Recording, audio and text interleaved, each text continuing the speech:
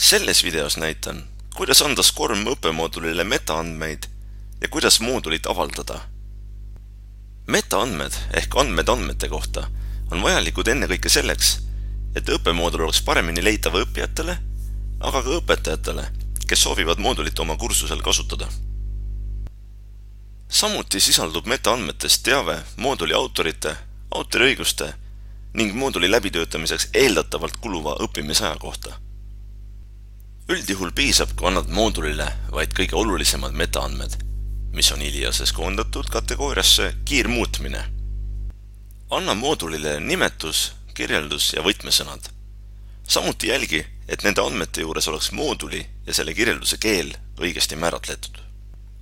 Järgmiseks märgi ära, kes on mooduli sisuekspert, õpidisainer ja kontaktisik. Kui sama inimene töötas välja mooduli kõiki õppetükke, saad vastava nime kanda ka õppetükkide metaandmetesse, klikates nuppu laienda kõikidele skoodele. Määra ka õppemooduli seisund, valikus on pole kättesaadav, mustand, ülevaadatud ja lõplik ehk valmis. Autoriõiguste osas saad valida Creative Commons litsentside vahel ehk anda mooduli teatud tingimustel vabasse kasutusse või reserveerida kõik õigused endale kui autorile. Too välja ka see, kui palju aega peaks õppija mooduli läbitöötamiseks varuma. Metaandmete kinnitamiseks klika nupul salvesta. Kui õppemooduli sisu on valmis ja metaandmed lisatud, saad mooduli avaldada. Selleks on vaja see eksportida ja seejärel sihtkohta importida. Eksportfaili loomiseks klika õppemooduli menüüs nupul Export. Vali, kas soovid õppemoodulit eksportida SCORM või HTML paketina. Seejärel klika nupul Export ja oota, kuni samal lehel olevasse faili nimekirja ilmub uus zip-kaust. Nüüd lae zip-kaust alla oma arvutisse. Selleks tee linnuke kaustareale, veendu, et käsureal oleks lae alla ning klikka nupul OK. Kui eksportkaust on täies mahus alla laadinud, saad õppemooduli soovitud kohta, näiteks oma kursusele, üles laadida.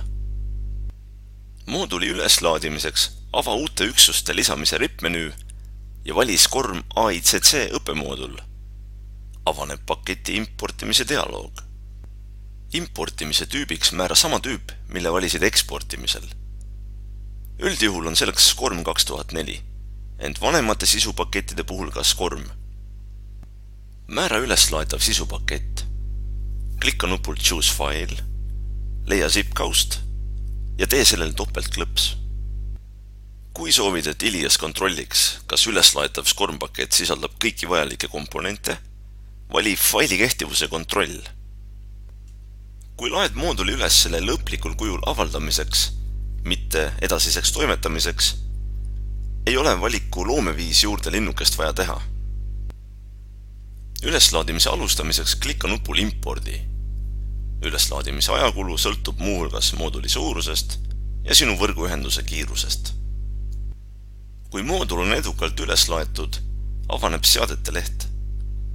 Mooduli avalikustamiseks tee linnuke sõna võrgus juurde ja klika nupul Salvesta.